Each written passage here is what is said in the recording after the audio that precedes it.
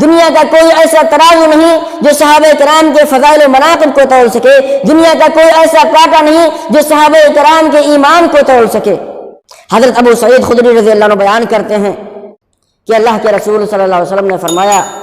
لا تسبوا اصحابی، میرے صحابہ کرام کو گالیاں مت دینا، میرے صحابہ کرام کو برا بھلا مت کہنا۔ فوالذی نفسی بیدہ، کیونکہ اس ذات کی قسم جس کے ہاتھ میں میری جان ہے، لو ان احدکم انفق مثل احد ذهبا،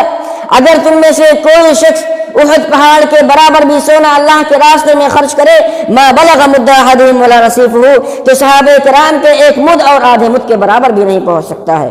صحابہ کرام کے فضائل کو جاننا چاہتے ہیں؟ حضرت عبداللہ بن عمر رضی اللہ عنہ بیان کرتے ہیں کہ صحابہ کرام کا ایک لمحے کے لیے اللہ کے رسول صلی اللہ علیہ وسلم کے ساتھ میں کھڑے ہو جانا ہماری زندگی کے، ہماری پوری زندگی کے عمل کے برابر